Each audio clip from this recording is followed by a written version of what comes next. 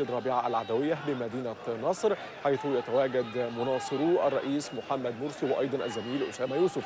أسامة، تحياتي لك. ما أبرز ما لفت نظرك حتى الآن يا أسامة في الشعارات من قبل مؤيدي ومناصري الرئيس، وهل هناك أي نوايا لتصعيد هذه الوقفة أم لا؟ نعم، أمر أبرز ما لفت نظري في هذا المشهد هو احتشاد آلاف من المتظاهرين هنا مؤيدين لقرارات الرئيس محمد مرسي، مؤيدين لإجراء الاستفتاء على الدستور في موعده يوم السبت المقبل. هناك دعوات للتصويت بنعم لهذا الدستور حتى تستكمل مؤسسات الدولة وحتى يستكمل ما سموه بمحاربة الفساد ومحاربة الرموز الفساد التي تنتمي إلى النظام السابق، وأن المضي قدما في هذه المؤسسات هو البناء الحقيقي للدولة وجني ثمار مشروع النهضة الذي نجح به الرئيس محمد مرسي في الانتخابات الرئاسية. هنا حشد كبير من مختلف التيارات الإسلامية بناء على الدعوة التي أطلقتها ائتلاف القوى الإسلامية باستثناء حزب النور الذي أعلن مقاطعته لهذا الحشد من الجماهير. هذه المظاهرة في مسجد رابع العدوية. هناك مظاهرة أخرى في مسجد آل رشدان وهو يبعد نحو كيلومتر أو أكثر من هذا المكان.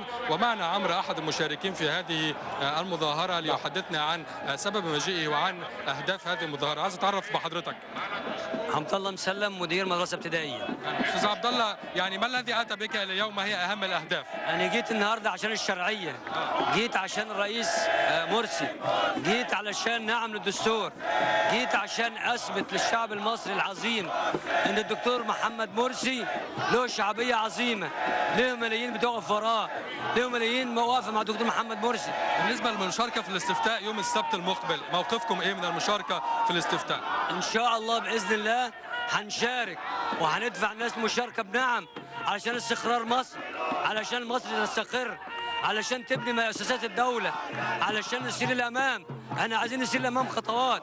الدستور هو اللي يمشينا لقدام، مؤسسات الدولة هي اللي هتمشينا لقدام. كلنا لازم نقف، لازم ننبذ الخلافات، لازم ننبذ أي حاجة. الناس اللي ضد الدستور يقرأوه كويس ويشوفوا لو في أي حاجة اختلاف أو أي حاجة يقعدوا مع بعضيهم، يكون في حوار، يكون في حوار بعيد عن الرصاص، يكون في حوار بعيد عن الضرب، يكون في حوار بعيد عن القتل. اللي ماتوا اخواتنا كلهم واللي ماتوا من أبناء الشعب المصري، اللي ماتوا دولي من أبناء الشعب المصري. ما ينفعش. يمكن أن ينتهي الانقسام الموجود في الشارع؟ إن شاء الله هينتهي الانقسام بعد الدستور، بعد ما يقر الدستور كل شيء هيرجع على مكانه. بس احلفكم بالله نقول الجموع دي كلها، وقول للناس ان في ملايين. استحلفكم بالله اذاعه الحره، تلفزيون الحره، استحلفكم بالله. شكرا. كان هذا اخر ما لدينا الان حتى الساعه. عمرو، سأعود اليك كلما يجد جديد هنا في مسجد رابعه العدوية.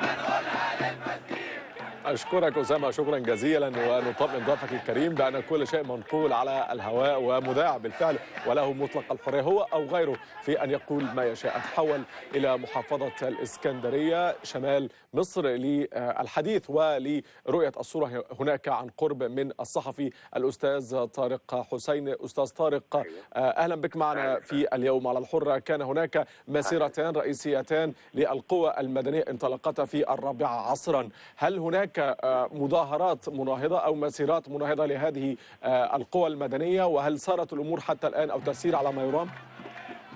والله النهارده فعلا الساعة 4 العصر بدأت عدد من المسيرات تجوب بشوارع اسكندرية، حيث مقرر لها أن تلتقي بعد قليل عند منطقة سيدي جابر بوسط الإسكندرية، حيث تلتقي المسيرات القادمة من شرق المدينة مع المسيرات المقدمة من غرب المدينة. وترددت أنباء عن تواجد عدد من المؤيدين في منطقة مجاورة جدا برضه سيدي جابر ناحية مسجد سيدي جابر تحديدا، لهم عدد من المؤيدين من جماعة الإخوان المسلمين القادمين من خارج المحافظة، ولكن لم تتسنى حتى الآن أي أنباء عن تأكيد هذه الأخبار. والمسيرات اللي خرجت النهارده كانت رأسها مواطنين بوسطاء مع عدد من التيارات السياسية التي وزعت بيانات بتسجل فيها أسباب رفضهم للدستور. وسبب مشاركة الأعداد المواطنين البسطاء زي ما احنا شفنا إن القرارات الأخيرة اللي اتخذت لاستدعاء الأسعار بعض السلع والعودة مرة أخرى بتجميدها أو بإلغائها بعد ساعات في تقديمها. طيب أشكرك شكرا جزيلا. الآن الصحفي الأستاذ طارق حسين من الإسكندرية. ومشاهدينا نتحول سريعا لموجز لمؤخر أنباء القوم.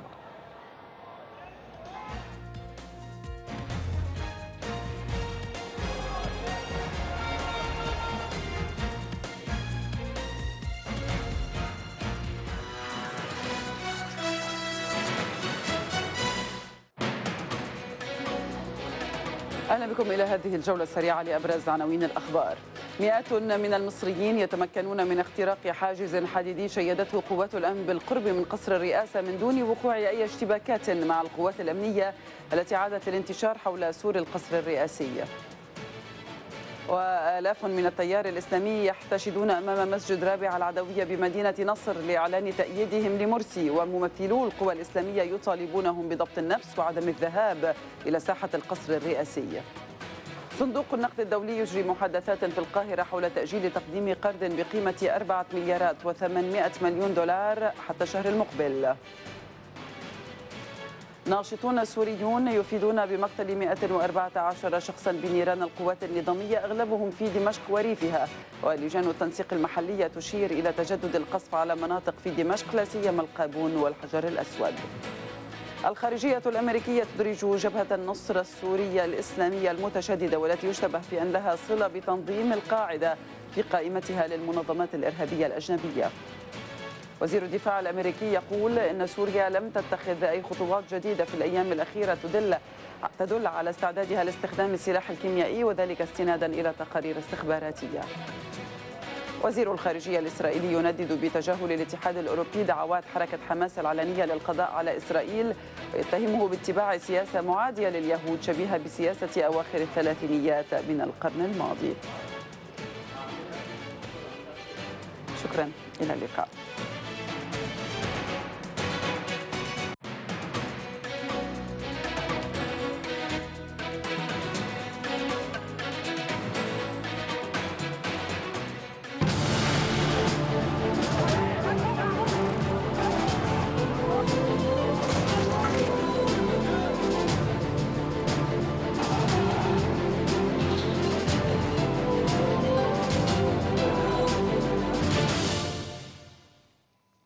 وللوقوف مشاهدينا على تفاصيل المشهد الآني في مصر ينضم إلينا في الاستوديو الأستاذ محمد ثروت مدير مركز اليوم السابع للدراسات. أهلا بحضرتك يا أستاذ محمد. أهلا وسهلا بك. كيف ترى تفاصيل الصورة اليوم؟ أولا التفاصيل تتطور يوما بعد يوم. احنا صحينا الفجر على أنا نفسي كنت سهران في الصحيفة على صوت إطلاق الرصاص في ميدان التحرير بالفعل. من جهات يقال أنها مجهولة. إلى الآن لم تحدد السلطات الأمنية من المسؤول عن إطلاق النار، هل وراءه هدف سياسي على المعتصمين في ميدان التحرير ومن لم يستطع حمايتهم كمعتصمين سلميين. هذه ناحية. المشهد الآن قبل قليل انتهت الجمعية العمومية لنادي قضاة مصر ب 85% رافضين الاستفتاء، ودي نتيجة طبعا خطيرة يعني تؤجج الانقسام، ان معنى كده ان الجهة الوحيدة اللي وافقت هيئة قضايا الدولة وبعض القضاة. المستشار زغلول البرشي والنيابات الإدارية. والنيابات الإدارية طبعا نعم. بالظبط. والمستشار زغلول البرشي نفسه اللي هو أمين اللجنة العليا المشرفة على الاستفتاء هدد بأنه سينسحب لو أريق دم قبل يوم الاستفتاء أو أثناء العملية الانتخابية، وأمر القضاة بإغلاق اللجان لو حصل طبعا اعتداء أو أهينت طبعا كرامة أي قاضي. تطور آخر. نعم، هناك خطوات لوجستية تتخذ اليوم واليوم فقط من أجل الاستفتاء كإلغاء أو إصدار قانون عفوا إصدار قرار بإلغاء التصويت في أي مكان وقصر التصويت فقط على محل الإقامة ضمانا لعدم التصويت المزدوج. كيف ترى هذه الخطوة؟ طبعا هي خطوة مهمة لكن جاء في وقت قصير جدا. المعروف الناس عشان تسافر ترجع لمحل اقامتها. صحيح. القاهرة مثلا تضم من العديد من المحافظات وعندنا انت عارف في مشاكل في المواصلات والقطارات وفي ازمات، كان لازم يحجز قبلها عشان يسافر، وشغله لانه ما عملوش مثلا في اخر اسبوع او اول اسبوع، عملوا في يوم الاربعاء، فهتقابل مشاكل معينة في الاستفتاء. سيكون السبت. ايوه ما انا عارف، بس البدء القرار طبعا نفسه جاي في وقت يعني هيعمل ضيق جدا، هيعمل مشاكل العوده اللي هيرجع مثلا في نهايه عمله، اللي هيروح القاهره، يعني هيقابل مشاكل في التنفيذ. هل ترى ان هناك ربما بوادر ما تقول بان الامور ليست على ما يرام، الاستعدادات ليست كما ينبغي؟ هل هذه الامور كلها ربما تؤدي الى عزوف الناخب المصري الذي هو سيضطر للنزول الى هذا الاستفتاء؟ بالتأكيد في معظم الأحوال وليس قاطعا في كل الأحوال. بالتأكيد مشاهد اعتصام الأنصار أبو إسماعيل أمام مدينة الإنتاج الإعلامي وإرهاب الإعلاميين وما يسمى بتظاهرات تأييد الشرعية وهي لأنصار رئيس الجمهورية من حركة الإخوان المسلمين وبعض التيارات الإسلامية يثير الرعب لدى الجماهير اللي بتخاف طبعا النزول. مشهد العنف المورس طبعا ضد التظاهرات السلمية هيخيف الناس أو يحجم بعضهم عن المشاركة، وهذا الإحجام سيكون في نتيجته أن طبعا نسبة التصويت من الكتلة المنظمة اللي هتصوت طبعا بنعم على الاستفتاء. الحشد في المساجد، التصويت بنعم. التيارات الإسلامية بدأت توزع منشورات، ولكن وزير الأوقاف كان قد أكد أنه لن يسمح باستخدام منابر المساجد للدعوات السياسية خاصة بنعم أو بلا. بعد الثورة ولا يملك ذلك الأمر. بعد الثورة لا يملك سيطرة على هذه الأمور أو يترك الباب موارب، لأن مسجد أسد المفراد مثلا ما زال يستخدم كمنبر سياسي للشيخ حازم صلاح أبو إسماعيل وأنصاره. ومعظم المساجد الكبرى التوحيد والاستقامة وغيرها، يعني أقول لحضرتك قائمة مساجد تستخدم والجمعيات الشرعية تستخدم لأهداف سياسية إلى الآن. والدروس في المساجد تحرض الناخبين على القول بنعم، وأن ده معناه يعني بين الحق والباطل. ده الكلام المنشورات اللي وقعت في أيدينا. هل بالفعل ظهرت هذه المنشورات؟ ظهرت ونشرناها طبعا في اليوم السابع، ونشرنا الأخطر من ذلك بالأمس تحقيق أن قناة الناس مثلا تابعة لبعض التيارات الإسلامية طلبت احتياطي من المواد الغذائية يبلغ مليار جنيه. نزلنا أمر التوريد مختوم باعتماد القناة والحاجات دي كلها في اليوم السابع. ده معناه أن في حشد وان الشنط المواد الغذائيه بدات تجهز توزيع على الناس، ومحدش يمكن رد علينا لان المستندات منشوره ويمكن اللي يرد. لكن انا شايف ان ده معناه التأكيد أن في حشد التصويت بنعم من قبل التيارات الإسلامية، أن الانقسام ما زال في الشارع، أن تدخل الجيش في المسألة الأخيرة معناه أن هناك تهديد للأمن القومي يحدث، ولذلك هو يقول أن أي انقسام سيصل إلى منطقة جيم أو منطقة الخطر. أشكرك شكرا جزيلا الأستاذ محمد ثروت مدير مركز اليوم السابع للدراسات. شكرا لحضرتك. ومشاهدينا مستمرون معكم وللحديث بالتأكيد